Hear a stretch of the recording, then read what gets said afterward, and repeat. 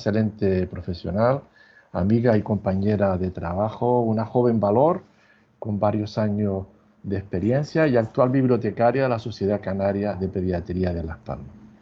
A continuación, la doctora Ana Moraes López, que es la jefa de la Unidad de Nutrición Infantil y Enfermedades Metabólicas del Hospital Universitario La Paz de Madrid, disertará con la ponencia Valoración Nutricional en la Práctica Clínica Diaria.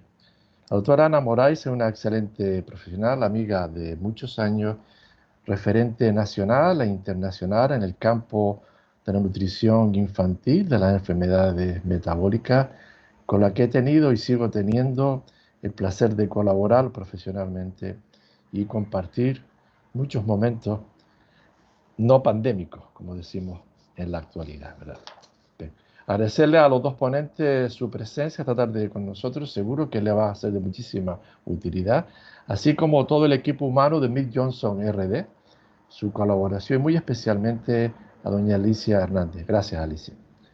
Como la sesión quedará grabada, les ruego a todos los asistentes que silencien sus vídeos y sus micrófonos, ya que hay interferencia, ¿va? A lo largo de toda la sesión. Las preguntas las pueden realizar a través del chat desde el inicio de las distintas ponencias y se realizarán al final de las mismas. Muchas gracias a todos y cuando quieras, María.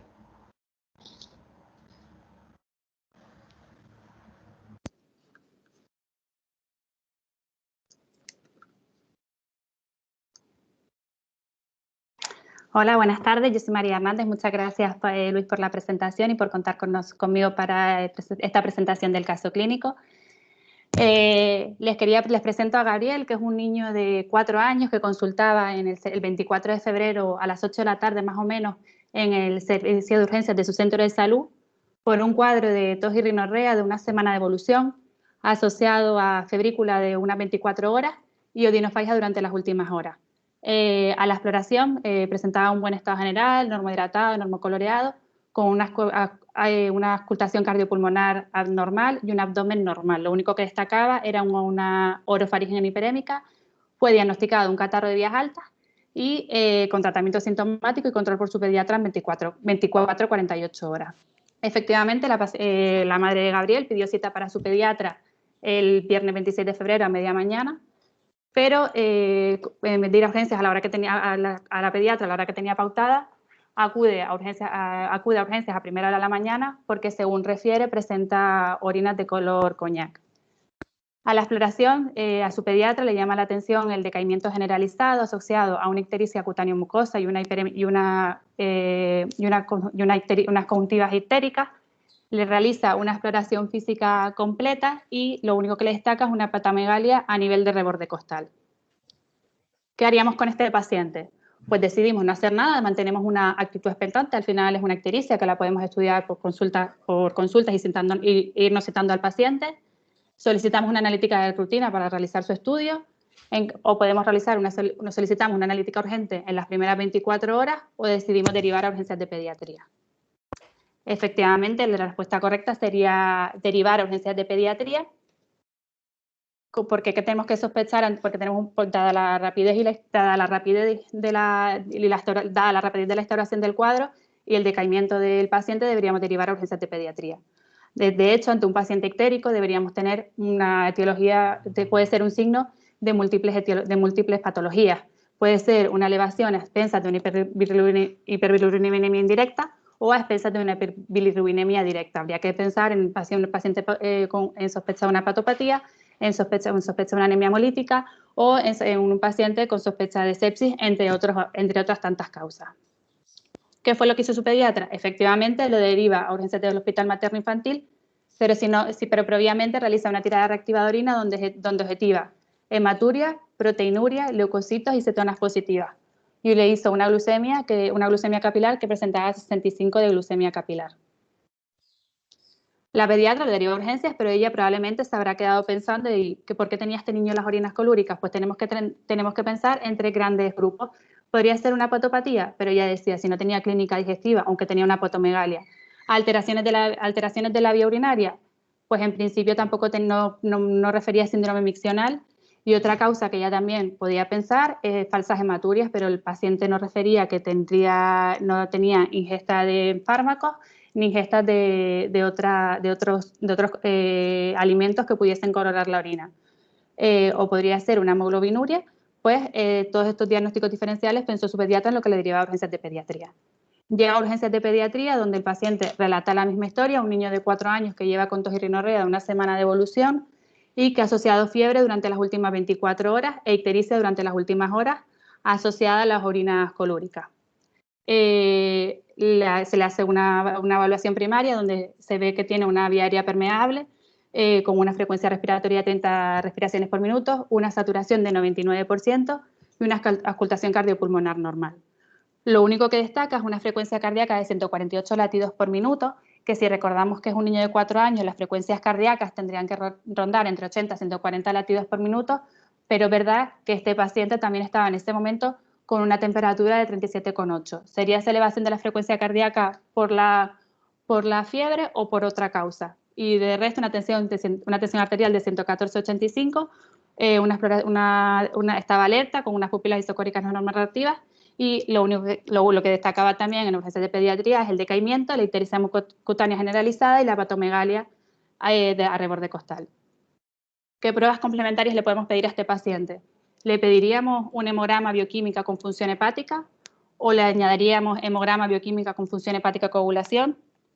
La otra opción sería hemograma bioquímica, función hepática, coagulación y orina, hemograma bioquímica con función hepática, coagulación, orina y ecografía abdominal. Pues en este paciente lo que se hizo fue solicitarle un hemograma bioquímica con función hepática, coagulación y orina. Estos son los resultados. Tenemos un paciente que tenemos un hemograma con una hemoglobina de 8,3, leucocitos normales y plaquetas normales. A la bioquímica lo único que destaca es una bilirrubina total de 8,34 y una PCR de 13,88. En la orina se le realiza un sistemático donde se objetiva una proteinuria y un seguimiento donde no se observa anematía ni otras alteraciones. ¿Qué podemos pensar? ¿Qué es lo que más nos llama la atención en este paciente en este momento? Pues que tiene una anemia. Recordar que la anemia es una disminución de la concentración de la hemoglobina y una disminución de la masa eritrocitaria inferior a desviaciones estándar. En el caso de Gabriel, que tenía 4 años, la hemoglobina debería ser como mínima de 11,5 y tenemos que recordar que tenemos un paciente con una hemoglobina de 8,3. Y haciendo un recuerdo de cuál puede ser la etiología desde el punto de vista fisiopatológico de la anemia, pues puede ser producida por una pérdida sanguínea, una destrucción de los glóbulos rojos o una producción disminuida de los glóbulos rojos. Ante este recuerdo de la anemia, y la clínica de nuestro paciente, ¿cuál es el principal diagnóstico de sospecha? Podemos tener una anemia ferropénica crónica, una leucemia, una anemia hemolítica o una anemia por hemorragia aguda.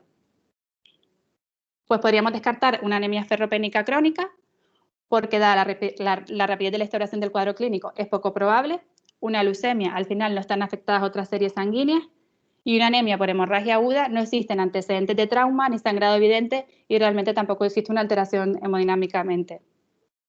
Por lo que deberíamos sospechar, el principal diagnóstico de sospecha debería ser una anemia hemolítica. Debemos tener en cuenta que tenemos un paciente ictérico y con un resultado de anemia asociado a una hiperbilirrubinemia. ¿Qué más pruebas deberíamos pedir o nos ayudaría cuando nos encontramos con estas analíticas en urgencias? ¿Qué más pruebas nos podrían ayudar al diagnóstico? Pues nos podrían ayudar una LDH, el solicitar los reticulocitos o solicitar una aptoglobina. En nuestro caso solo se lo solicitó una LDH que nos confirmaba también que tenía una elevación del LDH con 1971. Pues bueno, si seguimos este algoritmo que simplemente nos vamos a centrar en lo más básico, en lo que a nuestra patología nos refiere, tenemos una anemia moderada con una hemoglobina de 8,3 de características normocíticas y normocrómicas y con unos reticulocitos que no sabemos, pero sí que es verdad que también tenemos un LDH elevado, una bilirrubina indirecta elevada, por lo que en principio nuestro principal diagnóstico de sospecha es una anemia hemolítica. Y si sospechamos una anemia hemolítica, ¿cuál es una de las principales pruebas que deberíamos solicitar para que nos pueda orientar su etiología? Podemos solicitar un porcentaje de esquistocitos en el frotis de sangre periférica, un test de antiglobulina directa o CUMS directo, estudio de hemoglobinopatía o un CUMS indirecto. En principio habría que solicitarle un test de antiglobulina directa o CUMS directo siempre ante un paciente con características hemolíticas es esencial realizar un test de antiglobulina directo para descartar que esté inmune. ¿Qué es lo que hace el test de CUMS directo? Permite detectar la presencia de anticuerpos o complementos sobre la membrana de la hematía. Esta prueba se realiza incubando los hematíes del paciente con anticuerpos, los cuales se pueden unir a IgG, IgM o al complemento. Y eso es lo que va a producir la hemólisis. ¿Por qué es importante realizar un test de CUMS directo? Porque si es positivo, ya nos orienta que puede ser una anemia de origen, una anemia hemolítica autoinmune, que puede ser producida por anticuerpos o por autoanticuerpos. A los anticuerpos lo podemos descartar en nuestro paciente porque no es un niño recién nacido y era un niño sano hasta la fecha que no había sufrido ninguna transfusión. En cambio, deberíamos pensar en un paciente con autoanticuerpos, podemos pensar en anticuerpos calientes, anticuerpos fríos o anticuerpos a frigores. Pues ya este paciente, al ver que teníamos una anemia hemolítica autoinmune, fue valorado en urgencia, se contactó con hematología e hicieron un estudio inmunohematológico en el mismo momento de la urgencia. ¿Qué fue lo que objetivaron? Que tenía un grupo sanguíneo positivo con un test de CUMS indirecto negativo, pero presentaban un test de CUMS directo positivo para C3D con IgG negativo. ¿Y qué fue lo que se hizo en ese momento? Pues se ingresa para observación y tratamiento sintomático, con calor en la habitación, se solicita una serología vírica y tiene antitérmicos, la administración de antitérmicos sí precisa y sueros no fríos. ¿Por qué es la importancia del test de CUMS directo? Porque nos va también, según el resultado del test de CUMS directo, nos va a ayudar también a realizar un diagnóstico diferencial entre la anticidez producida por anticuerpos calientes, anticuerpos fríos o anticuerpos bifásicos. En nuestro caso, el paciente, si le recordamos el estudio inmunohematológico, tenía un C3 positivo, no positivo para IgG. Y aparte, las características de nuestro paciente, la clínica que asociaba era de una hemólisis intravascular, es decir, una clínica de presentación aguda. Recordar que era un paciente que estaba estable y que con una exploración normal el 24 de febrero por la noche, un miércoles por la noche, y a las 36 horas estaba decaído con ictericia mucocutánea generalizada y la potomegalia. Es un paciente, deberíamos sospechar una hemólisis intravascular en aquellos pacientes que presenten taquicardia o cesación de palpitaciones, malestar general, pacientes que definan la orina como de color Coca-Cola o color coñac o que presenten con una ictericia. Pues si vemos que tenemos un paciente con una hemólisis intravascular y con un estudio inmunopatológico de C3 positivo en IgG, se debería sospechar una anemia con una hemoglobinuria paroxística frigore, producida por unos anticuerpos bifásicos. ¿Y qué es esto, una hemoglobinuria paroxística frigore? Pues es una anemia hemolítica producida por anticuerpos bifásicos, como ya hemos dicho. ¿Y qué es lo que pasa? Que se une el autoanticuerpo, se une a la hematía en la circulación periférica a temperaturas bajas, activando la vía clásica del complemento, que después, posteriormente, en la circulación central a temperaturas elevadas, concluye la cascada del complemento y produce la hemólisis intravascular, que puede llegar a ser muy grave, La verdad que la prevalencia es muy baja. En las series recogidas a nivel general de la población general es baja, de un 2 a un 5% de las anemias hemolíticas autoinmunes, pero ya hay alguna serie que dentro de las anemias hemolíticas autoinmunes en la edad pediátrica se pueden ser consideradas hasta un 30-40%. Suelen ser consideradas idiopáticas o secundarias, infecciones virales o bacterianas del tracto respiratorio y suele ser de curso autolimitado y no recidivante. El tratamiento es sintomático, es decir, calor local, administración de antitérmicos y en caso de instauración grave, valorar hidratación o transfusión sanguínea si lo requiere. ¿Cómo fue la evolución de nuestro paciente? Pues a nuestro paciente se le hicieron hemogramas y bioquímicas seriados para ver cómo iba la hemoglobina. El paciente permaneció en todo momento hemodinámicamente estable. En un inicio presentó una hemoglobina de 8,3 que llegó a descender hasta un 5,4, que es en el momento en que se decide transfundir, pero no tanto por el descenso de hemoglobina, sino porque el paciente persistía con fiebre y una astenia muy marcada durante las últimas 24 horas. El 2 de marzo se le realiza la prueba de Donald-Landsteiner, que no es más que una prueba que realizar los estudios de hemólisis a distintas temperaturas. En uno se hace con anticuerpos, uno se hace a temperaturas bajas y otros a temperaturas altas, y se compara y también se realiza se hace un estudio de hemólisis en la misma muestra a temperaturas bajas, que luego se le sube la temperatura. En el caso de nuestro paciente fue una prueba de Landsteiner positiva y poco a poco lo que confirma el diagnóstico de una hemoglobinuria paroxística a frigore. Las orinas se fueron normalizando progresivamente, empezó progresivamente con orinas colúricas, pero a lo largo de los días, a partir del cuarto día, quinto ingreso, empezó progresivamente a presentar orinas normales. El día 3 de marzo se le realizó un nuevo control de hemograma con una hemoglobina de 8,5, pero como el paciente persistía hemodinámicamente estable y sin otras alteraciones, se decidió mantener una actitud expectante. Y aparte llamaba la atención que en ese momento empezaba a haber una elevación de los reticulocitos, por lo que se decidió esperar. El 5 de marzo se presenta una hemoglobina de 10,4 por lo que permanece hemodinámicamente estable, por lo que se decide alta y control en consultas externas. En este paciente se fue controlado en consultas externas. El 8 de marzo presentaba una hemoglobina de 10, el 15 de marzo, con aumento de tendencia, el 15 de marzo una hemoglobina de 11,9 y ahora el 29 de marzo, que fue la última analítica, presentaba una hemoglobina de 13,6. Se ve que ha ido aumento de la hemoglobina, que ha ido llegando a niveles normales con una disminución progresiva de los reticulocitos.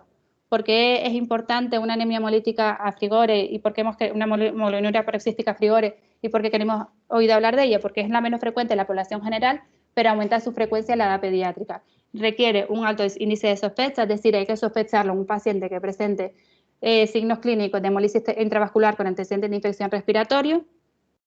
Y el tratamiento, como ya hemos dicho, es medidas de soporte. Hay que administrar hidratación, transfusión en caso de ser necesario y sobre todo administrar calor y evitar la exposición al frío. Es un cuadro autolimitado y no suele ser recidivante. Muchas gracias.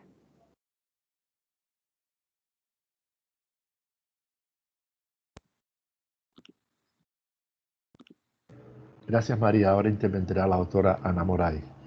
Ana, cuando quiera.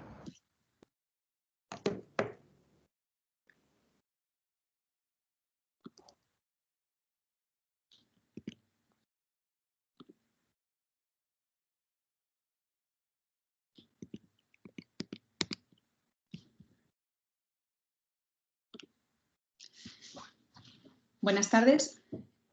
En primer lugar, me gustaría agradecer al doctor Luis Peña su amistad, su confianza para invitarme a este webinar y, bueno, agradecerle su amable presentación. La verdad es que soy yo quien tiene que agradecerle ser un maestro de la pediatría y toda la ayuda que nos presta siempre que le llamamos o le consultamos alguna cosa.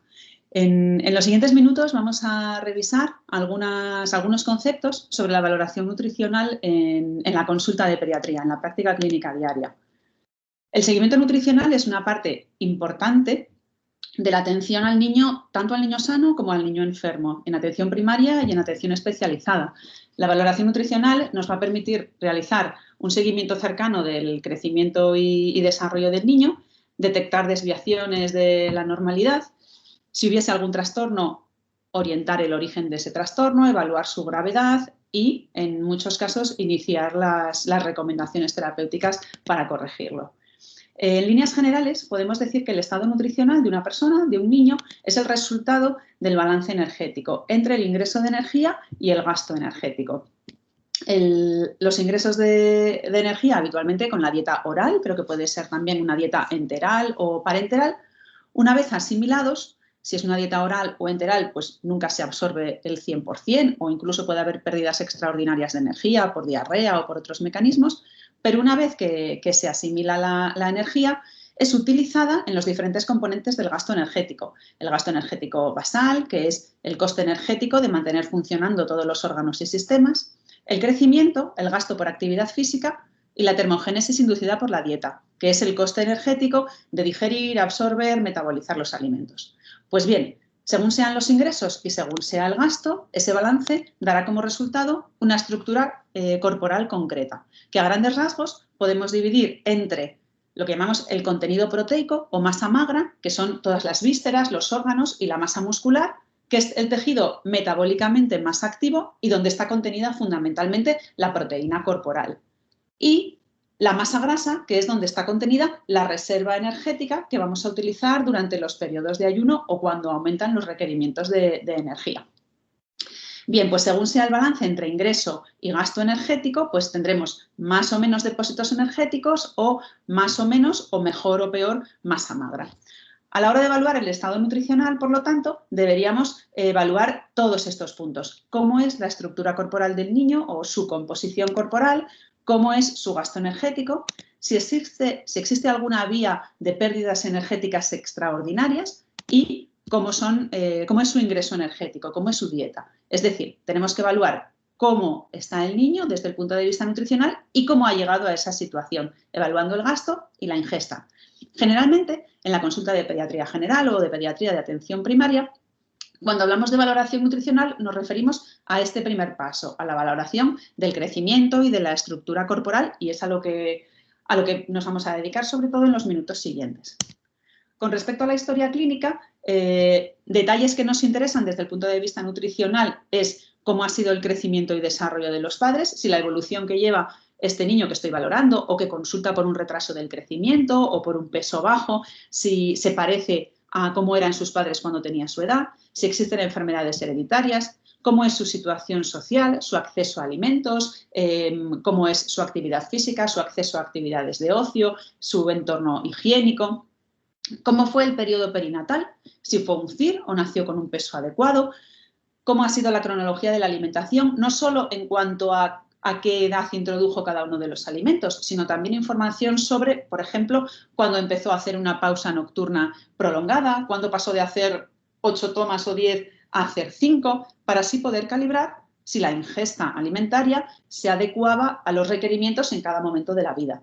También nos interesa saber cómo es el tiempo y la calidad del sueño y el descanso y cómo es el tiempo y características de su actividad física, si es sedentario o no, si hace deporte o no, si ha padecido enfermedades importantes previamente, qué tratamientos ha recibido, si ha estado hospitalizado por tiempo prolongado y, si no lo sabemos, cómo ha sido el crecimiento previo antes de que le veamos nosotros en la consulta. Generalmente en la consulta de atención primaria esta información ya la tenemos, pero probablemente en una consulta hospitalaria o de atención especializada pues no la tengamos en el momento de la primera consulta.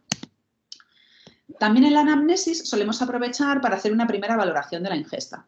La valoración de la ingesta en cuanto a estimar cuántas calorías y cuántas proteínas come el niño no es algo demasiado sencillo, sobre todo cuando queremos valorarlo en profundidad. Podemos hacernos una idea general de cómo come el niño, si su dieta pues, es equilibrada o es saludable o no, pero cuando nos interesa especialmente valorar la ingesta porque vemos que tiene un problema nutricional, es un poco más difícil y generalmente es bueno intentar contar con ayuda. Hay varias técnicas, generalmente para la consulta, las más útiles o las más aplicadas suelen ser el recuerdo de 24 horas, que es un recuerdo, es una información retrospectiva de lo que comió el día anterior, aproximando las cantidades con medidas caseras. Es bastante fiable, es rápido, nos da una información que podemos complementar con esta tercera técnica, el cuestionario de frecuencias de ingesta, que consiste en preguntar por grupos de alimentos cuántas veces los comía a la semana o qué cantidades comía al día. De esta manera podemos hacernos una idea en la consulta, por ejemplo, si le estamos haciendo un recuerdo de 24 horas, dice, ¿qué desayunó ayer? Pues desayunó un vaso de leche. ¿Y cómo es el vaso de leche? ¿Suele desayunar leche todos los días? ¿Se suele completar el vaso de leche? ¿O comió macarrones con tomate y filete y pescado rebozado? Bueno, entonces, ¿y cuántas veces a la semana come pasta? ¿O cuántas veces come legumbres? ¿Y la ración normal es como la ración de ayer? O con respecto al pescado, ¿cuántas veces por semana? ¿La ración de carne suele ser similar a la ración de pescado? Es decir, vamos un poco con la experiencia, pues aprendiendo a dirigir un poco la entrevista para hacernos una idea de cómo son las raciones, de qué cantidades toma de los alimentos que le aportan más calorías o que son más representativos de su ingesta, para aproximarlo al máximo posible en la consulta y de una forma rápida que come el niño. Si necesitamos un análisis más concreto, podemos hacer el registro prospectivo de varios días. Es verdad que requiere mucha colaboración familiar y enseñar a la familia, a los padres, a recoger los datos, ¿no? Si nos lo va a recoger en medidas caseras, por ejemplo, un vaso de leche, pues hay que indicarle que además tiene que medir con una jarra cuántos mililitros exactamente tiene ese vaso, o hay que decirle que pese los alimentos, que nos enumere los ingredientes con los que prepara un plato complejo, pues un cocido de garbanzos, por ejemplo, y enseñarle a deducir cuánta es la cantidad que come el niño. Entonces, el registro de varios días, aunque es bastante preciso y detallado, pues es laborioso, requiere colaboración. Generalmente quienes lo suelen hacer son los nutricionistas, pero bien hecho, pues da mucha información.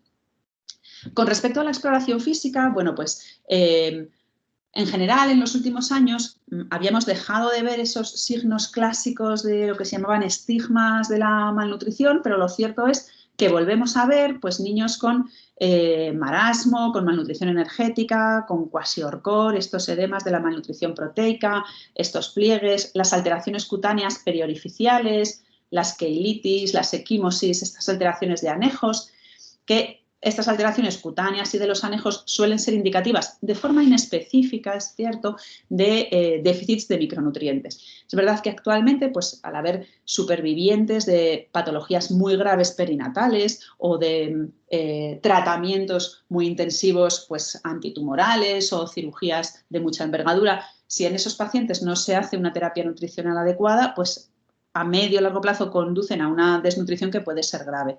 También en población inmigrante a la que procede de áreas con hambruna, con muy bajo acceso a alimento, pues también estamos empezando a ver estos signos y síntomas. Quizás en nuestro medio estemos más familiarizados con estas características más propias del síndrome metabólico y la obesidad, la acantosis nigricans, las estrías, etc. Decíamos al principio que lo importante en la valoración nutricional es conocer cómo es la estructura corporal y con la exploración física nos podemos aproximar un poco. Por ejemplo, para evaluar la masa magra, donde estaba contenida la proteína corporal, podemos hacerlo a nivel central palpando el vientre del músculo trapecio. Es un músculo muy accesible que, aunque no hay unos parámetros de normalidad o de anormalidad para definirlo, si nos acostumbramos en la exploración física general a palpar el vientre del músculo trapecio, veremos cómo con el tiempo detectamos las diferencias entre los niños que están bien y los que no están bien. A nivel periférico podemos valorar la masa magra en el vientre anterior del cuádriceps, con el niño sentado en la camilla y la pierna colgando un poquito por encima de la rodilla. Se individualiza muy bien el vientre anterior del cuádriceps y también podemos palparlo. Con respecto a la masa grasa central, muy accesible en el costado, podemos pellizcar el panículo adiposo y darnos perfectamente cuenta de diferencias entre niños mejor y peor nutridos. Y a nivel periférico, en la cara interna del muslo, también podemos palpar la calidad y la cuantía de la masa grasa. Esto, aunque es un método muy aproximativo, pero cuando no tenemos nada más, si uno se acostumbra a hacerlo en todos los pacientes que ven la consulta, nos vamos a dar cuenta de que nos da bastante información. Con respecto a lo que decíamos del análisis de la composición corporal, en la consulta de pediatría los métodos más habitualmente utilizados y más accesibles son dos, el método antropométrico y el bioquímico. Con el método antropométrico, que se basa en la toma de medidas corporales, vamos a poder distinguir entre masa grasa y masa magra o masa libre de grasa. La masa magra tiene luego unos componentes, es donde está fundamentalmente contenida el agua corporal, la grasa es muy pobre en agua, y donde están las proteínas corporales que conforman las células de los órganos, de las vísceras, de las células sanguíneas, las proteínas plasmáticas. Todo eso está contenido fundamentalmente en la masa magra. A través del método bioquímico, que se trata de estimar mediante unas determinaciones analíticas algunos componentes corporales, lo que voy a poder analizar es la calidad o cantidad de las proteínas corporales. La bioquímica no me va a servir para analizar la grasa, por ejemplo, ni nada. Vamos a hablar del método antropométrico. Se trata de tomar una serie de medidas corporales que me informen sobre el estado nutricional del niño. Hay que decir que cuantos más parámetros recoja, más información voy a tener. Un parámetro aislado, como solo el peso, puede corresponder con diferentes estados nutricionales, así que cuantos más parámetros recoja, la talla, el perímetro de cintura, pliegues, voy a tener más información. Es importante en la antropometría que, aunque es una técnica sencilla, barata, muy aplicable a la cabecera del enfermo, es importante que lo haga personal entrenado. ¿Por qué? Porque aunque es fácil de aprender y fácil de aplicar, tiene una gran variabilidad interexplorador e incluso intraexplorador. Entonces conviene que siempre la técnica, si es posible, la haga la misma persona que se haya entrenado para ella, pues el médico o el personal de enfermería o auxiliar o el nutricionista, para que al menos siempre arrastre el mismo error y las mediciones puedan ser efectivamente comparables. Y en la medida de lo posible, si disponemos de ello, intentaremos utilizar material homologado y que sea periódicamente calibrado, ¿no? Hoy por hoy pues tenemos básculas para todo tipo de situaciones, estadiómetros para medir a niños que tengan que estar tumbados o que se puedan poner de pie, instrumentos para medir los pliegues cutáneos, cintas métricas, en fin. Lo importante es que intentemos que sean instrumentos homologados y que periódicamente sean calibrados para no aumentar el error que proporciona el propio explorador. Como os decía, para la antropometría, aunque es sencilla, pero hay que aprender a hacerla. Hay unos lugares concretos donde medir el perímetro braquial o los pliegues, ¿de acuerdo? Entonces, siempre es bueno que haya alguna persona del equipo que sea la que se capacite para hacer esta técnica. Entonces, bueno, la Organización Mundial de la Salud, por ejemplo, en su página web, pues tiene material y tiene algunos vídeos. Y también pues, las diferentes sociedades científicas de nutrición pues, suelen ofrecer talleres de capacitación. Esta sociedad, ISAC, que es una sociedad que se dedica al estudio de la antropometría, también ofrece certificaciones en antropometría y bueno, pues es importante, aunque ya digo es sencillo, aprender a hacerlo bien. Generalmente en niños pues solemos medir el peso, la talla, tumbado de pie, el perímetro craneal, el braquial, que como veis pues tiene cada parámetro su técnica estándar de determinación, el perímetro de cintura y luego los pliegues más utilizados, como veremos después, son el tricipital, el pliegue del tríceps, el del bíceps, ambos en el brazo, el subescapular en la espalda y el suprailiaco. ¿Qué puedo hacer una vez que he tomado todas esas medidas en el niño? Bueno, pues puedo hacer tres cosas. Primero, comparar al niño con sus semejantes, que es compararle con los patrones de referencia, ver si se parece a los niños de su edad. En segundo lugar, ver las proporciones que tiene el propio niño, su peso con respecto a su talla. Y en tercer lugar, realizar una serie de operaciones a partir de esas medidas que me informen ya sobre la composición corporal, cuánta grasa y cuánta masa magra. Sobre los patrones de referencia, como saben bien, existen de diversos tipos. En España disponemos de un montón de patrones de referencia transversales, como el Estudio Transversal Español de Crecimiento, el Estudio de Crecimiento de Bilbao, longitudinales, también está el Estudio Longitudinal Español de Crecimiento, semilongitudinales, como las tablas de la OMS, que saben que son una referencia pues, a nivel mundial, que se hicieron a partir de 6 grupos poblacionales y que son unas tablas en nuestro medio pues, también muy utilizadas. ¿Qué podemos hacer para comparar al niño con sus semejantes, independientemente del patrón que elijamos? Bueno, pues lo que hacemos habitualmente son los percentiles, un concepto muy intuitivo, ¿no? Si una niña tiene un peso en el percentil 25, quiere decir que de 100 niñas de su edad, 24 pesan menos y 75 pesan más. El problema viene cuando tenemos un niño cuyos valores están fuera de los percentiles, que pesa menos que el que menos pesa o que pesa más que el que más pesa. Para esos valores, por ejemplo, este niño que está fuera de percentiles y este otro que también lo está, pero que son niños muy distintos, utilizamos el Z-score, que es la distancia con el valor medio. El Z-score me va a permitir categorizar, comparar y seguir a niños que están fuera de los percentiles, porque ya puedo decir si está 1, 2 o 3 desviaciones estándar por encima o por debajo de la media. El percentil 50, como no se separa nada de la media, tiene un Z-score de 0, el percentil 97 corresponde a un Z-score de aproximadamente más 2 y el percentil 3 a un Z-score de aproximadamente menos 2. Con lo cual, si tenemos un niño que tiene un Z-score de cualquier dato, peso, talla, índice de masa corporal, entre menos 2 y más 2, va a estar dentro de los percentiles normales. Si tiene menos de menos 2 o más de más 2, va a estar fuera de los valores de la población general considerada sana. Además de compararle con sus semejantes, la otra cosa que decíamos que podíamos hacer era, dentro del mismo niño, ver las proporciones entre el peso y la talla. Se supone que para una talla concreta, si tu composición corporal es normal y tienes para esa talla una adecuada cantidad de masa grasa y de masa magra, eso va a corresponder con un peso en concreto. Entonces, se han establecido índices que relacionan el peso y la talla para definir si los niños están mejor o peor nutridos. Seguro que conocen todos estos índices, el clásico índice nutricional de Shukla, peso partido por talla, entre peso partido por talla en el percentil 50. El porcentaje de peso ideal para la talla, el porcentaje de talla ideal para la edad y el índice de masa corporal, peso partido del cuadrado de la talla. La verdad es que estos 3 primeros índices, que se diseñaron sobre todo para el cribado de malnutrición en poblaciones en vías de desarrollo, han caído un poco en desuso en nuestro medio y el que más se utiliza, que es útil sobre todo para adultos, pero es también el que probablemente más se utiliza en pediatría, es el índice de masa corporal. Y de hecho, en la última edición de la Clasificación Internacional de Enfermedades es el índice que se utiliza para describir las desviaciones de la nutrición, del estado nutricional, tanto por exceso como por defecto. De manera que para desnutrición aguda moderada utilizamos un índice de masa corporal entre -2 y -3 a cualquier edad o una relación peso-talla entre -2 y -3. Para desnutrición aguda grave lo definiríamos con un índice de masa corporal menor de -3. Para la desnutrición crónica utilizamos la talla, el Z-score de talla para la edad, de -2 a -3 moderada, menor de -3 grave. Para el sobrepeso diferenciamos por grupos de edad. En niños pequeños, sobrepeso es un índice de masa corporal mayor de +2, obesidad mayor de +3, pero por encima de esa edad, la OMS habla de sobrepeso con un Z-score de índice de masa corporal por encima de 1, obesidad por encima de 2 y obesidad grave por encima de 3.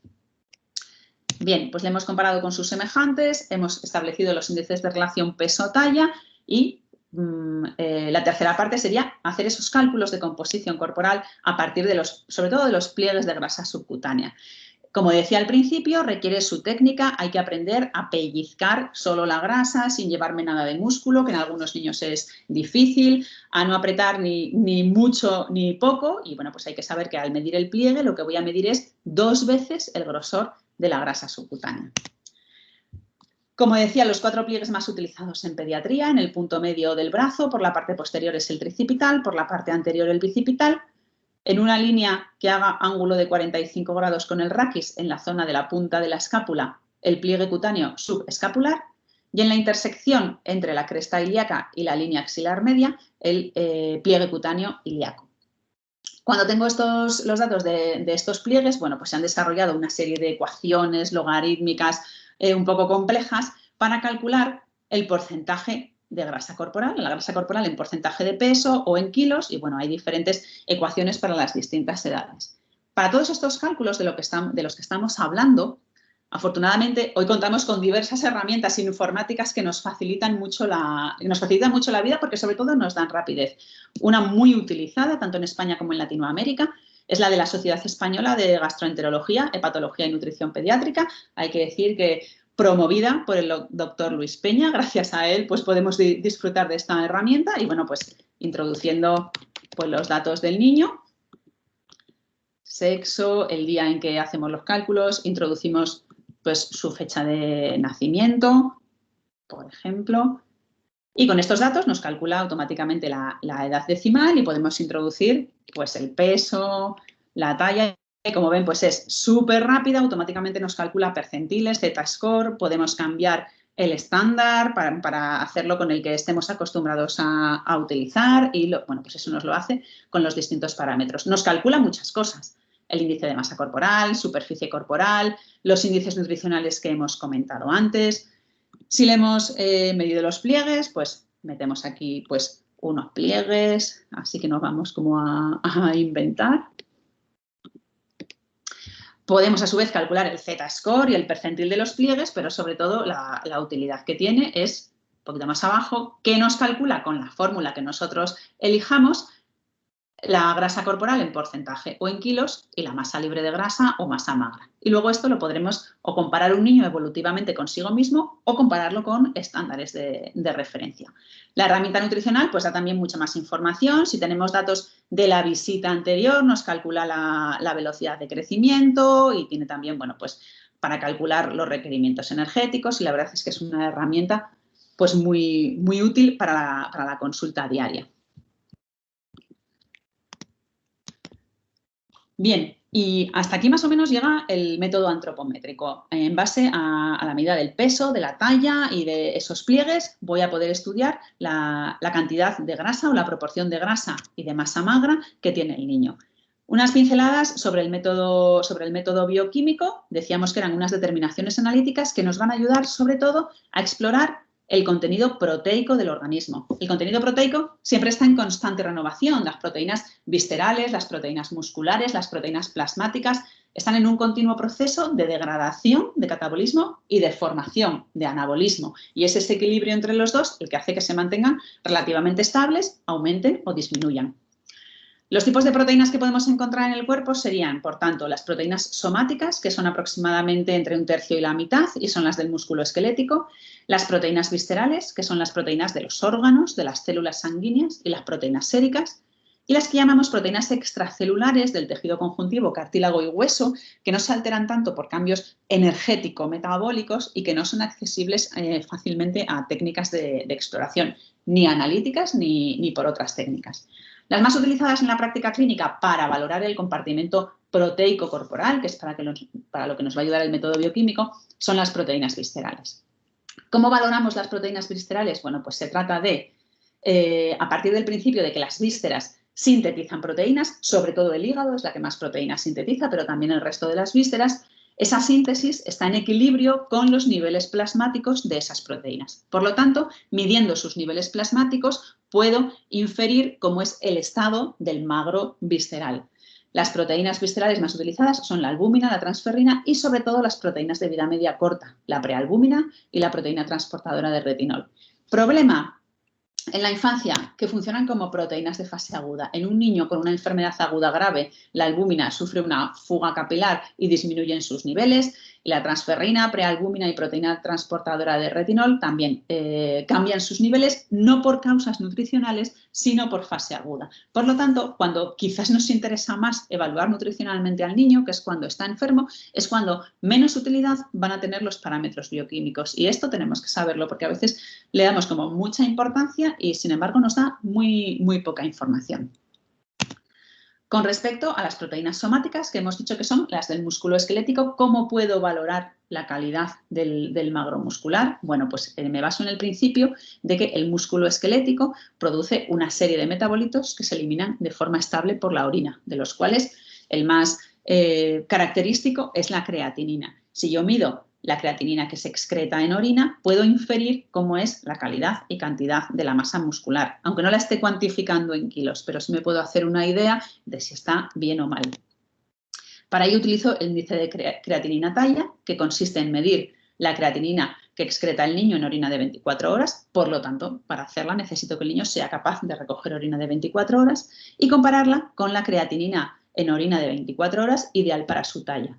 Lo normal, con un magro muscular en buen estado, es que la excreción de en orina de 24 horas sea por lo menos el 80% de lo esperado. Y cuando disminuye, pues podemos hablar de una disminución moderada o grave o de un deterioro moderado o grave del magro muscular.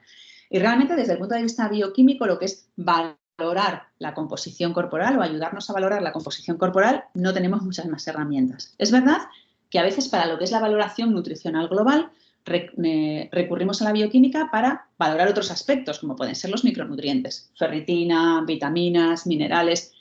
Hay que saber darle un poquito a cada parámetro el valor que tiene, ¿no? La ferritina sí nos puede indicar el estatus nutricional del hierro, la vitamina D también, pero en estados de enfermedad, el estatus de otros micronutrientes y vitaminas cambia de forma parecida a, como decíamos, para las proteínas de vida media corta y son un reflejo no muy fiel de su estatus nutricional. Con lo cual, la verdad es que la bioquímica para valorar el estado nutricional tiene un valor relativo. Y bueno, pues ya para ir terminando, como resumen, recordar que la valoración nutricional debe formar parte del cuidado del niño sano y del niño enfermo siempre. Es una de las características de la pediatría, evaluar el crecimiento y el desarrollo. La valoración nutricional de calidad debe incluir el análisis de la composición corporal. Debe hacerse de forma sistemática por personal entrenado y, a ser posible, con material homologado. Debemos procurarnos herramientas informáticas que nos den agilidad, porque si no nos va a hacer perder mucho tiempo en la consulta y no lo vamos a hacer. Y recordar siempre que, aunque la bioquímica es siempre muy tentadora, nos da una información muy secundaria y muy complementaria. Lo fundamental es intentar valorar la ingesta de la mejor manera que podamos, hacer una buena exploración física y una buena antropometría. Y aunque hay técnicas más sofisticadas para valorar el estado nutricional, con esas tres cosas, en la mayor parte de las veces en la consulta vamos a tener suficiente. Y nada más, muchas gracias a todos por su atención. Muchas gracias a María y a Ana por sus excelentes ponencias. Creo que nos van a ser de muchísima utilidad. Y vamos a pasar ahora a algunas preguntas que nos han hecho los los asistentes. Una primera es para María Hernández, que dice, llama la atención los reticulocitos tan bajos en las primeras determinaciones solicitadas. Me preguntan que por qué podría ser esto. Eso puede ser porque si se solicitan los reticulocitos con la clínica de muy pocas horas de evolución, puede ser porque la médula ósea no le da tiempo a producir tantos glóbulos rojos como la destrucción tan rápida de la hemólisis, producida por la hemólisis. Por eso muchas veces, por eso ha ido aumentando progresivamente. Vale. Ana, esta es una pregunta que todos nos hacemos. ¿Qué tablas de referencia vamos a utilizar? Pues claro, aquí cada comunidad usamos una distinta, ¿no? Entonces... Sí, bueno, podríamos tener un webinar solo para discutir los estándares nutricionales. La verdad es que todos tienen pros y contras. O sea, los estándares locales pues, son reflejo de la población donde están hechos, con lo cual para determinados parámetros, como puede ser la talla o la velocidad de crecimiento, pues ofrecen información muy fiable. A los estándares, sobre todo de los países desarrollados, a los estándares siempre se les critica que como ha aumentado la frecuencia de sobrepeso y obesidad en la población general, pues queda normalizada estadísticamente. Y realmente lo que consideramos estándares de población sana, pues no es tan sana desde ese punto de vista y por eso tienen mucho predicamento las tablas de la OMS, sobre todo para niños pequeños, porque pues, bueno, pues en su realización había que cumplir una serie de criterios de alimentación, de condiciones de vida, que se les consideraba desde el punto de vista nutricional niños sanos. Con todo, todas tienen ventajas e inconvenientes. Lo importante es que escojamos la que tengamos más accesible, la que nos dé más confianza y siempre utilicemos esa, porque al final el valor del seguimiento nutricional es ver la evolución, no tanto si en un momento dado está en un percentil o en otro, sino cómo está el peso con respecto a la talla y cómo es la evolución. Y para eso realmente es que nos sirve cualquier tabla. Muy bien, gracias. Quería decirle que si quieren hacer alguna pregunta de forma oral, lo pueden hacer abriendo el micrófono y pueden hacerlo o a través de vía telefónica, o sea, que estamos abiertos si quieren hacerlo no tan online, sino un poquito más directo, ¿vale? Bien, otra cosa, bueno, cuando has explicado todo esto, Ana, parece a veces que desde la consulta del todo al día, sobre todo en primaria o en consulta, parece que puede ser muy complejo. Esto consumiría, pregunta si consume mucho tiempo hacer una valoración nutricional bien hecha, ¿no? A ver, una valoración nutricional, digamos, muy completa, con una antropometría completa, con pliegues, una evaluación de la dieta, aunque sea rápida, pues a lo mejor es que te lleva tranquilamente 15 minutos y eso a veces no es asumible en una consulta de atención primaria. Pero, bueno, contamos con herramientas informáticas que de verdad que cuando empiezas a utilizarlas son rapidísimas, facilitan mucho la vida. Es muy importante lo que hemos comentado de que haya una persona entrenada en la valoración nutricional, que puede ser a lo mejor el personal de enfermería, que puede ir haciendo la toma de pliegues o de perímetros mientras vamos anotando los datos. Todo eso nos da agilidad y es verdad que con el tiempo pues se va cogiendo un poco sistemática, ¿no? Que uno coge los datos, los canta, el otro los va metiendo en la herramienta nutricional y acortas muchísimo el tiempo. ¿Merece la pena? Por la gran cantidad de información que te da y la ayuda que te da para el seguimiento. Quizás es más consumidora de tiempo el análisis de la ingesta para hacerlo bien, sobre todo en el niño enfermo, pero bueno, para eso podemos dar a lo mejor instrucciones a la familia, que nos lo rellene en casa y nos lo envíe por correo electrónico para contrastarlo con lo que nosotros hemos hecho, porque luego pues calibrar la ingesta a través de una herramienta informática, de ver cuántas calorías y proteínas consume el niño, pues eso sí que lleva tiempo, pero podemos hacerlo de forma telemática en un segundo tiempo. Pero la sistematización y la colaboración entre pediatra y enfermero acorta muchísimo el tiempo. Es cuestión de coger un poquito de sistemática. Muy bien, como decía Ana, que esa herramienta de evaluación nutricional está al alcance de todo el mundo, en cualquier sitio, y es muy rápido hacerlo. Se pone, como has dicho, es súper rápido, tarda muy poquito tiempo, ¿vale? Y María pregunta, ¿cómo es la evolución y el pronóstico de estos pacientes que has explicado? La verdad que suele ser bastante favorable, suele ser, es verdad que están durante una semana, 2 semanas hemolizando y con la clínica y con esa clínica, pero en principio es un cuadro autolimitado y en el momento que se pasa no suele ser ni siquiera recidivante, por lo que está descrito. Nosotros en urgencias, bueno, desde que yo llevo hemos tenido como 3 casos. Uno, la verdad, que sí que fue hemolizante y se puso bastante, se deterioró bastante en el servicio de urgencias y estuvo ingresado en intensivos, pero luego, la verdad, que luego fue con 14, 15 meses y la evolución de ese niño ha sido totalmente normal y no he vuelto a repetir. Muy bien. Ana, otra pregunta. ¿Todo niño con malnutrición necesita ser derivado a atención especializada? Pues yo creo que en nuestro medio no. Es importante lo que hemos comentado de hacer una valoración nutricional lo más global que podamos, o sea, no dejarnos llevar solo por un peso bajo, sino por valores evolutivos. Ha dejado de ganar peso adecuadamente, se ha afectado la talla. Hacer un análisis de composición corporal, aunque sea somero, para ver cómo está de una forma más cualitativa. Y pensar que en nuestro medio la causa más frecuente de estancamiento ponderal pues, suelen ser las infecciones de repetición o malos hábitos alimentarios, que generalmente, si podemos hacer un buen abordaje desde atención primaria, no hace falta que sean derivados a atención especializada. Generalmente, en atención especializada, pues vamos a necesitar derivar la malnutrición asociada a enfermedad, ¿no? Porque en esos casos la terapia nutricional va a formar parte seguramente del tratamiento de la enfermedad, ¿no? Al enfermo renal, a la fibrosis quística, a la enfermedad inflamatoria, pero la mayor parte de los casos de que llamamos malnutrición primaria relacionado con una ingesta inadecuada no van a necesitar ser derivados a atención especializada. Muy bien.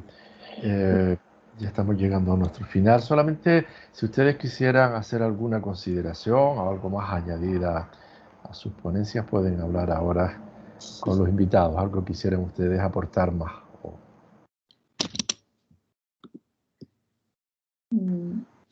Bueno, pues nada más. En primer lugar, agradecerles a los ponentes, a la doctora María Hernández y Ana Moraes, sus excelentes ponencias.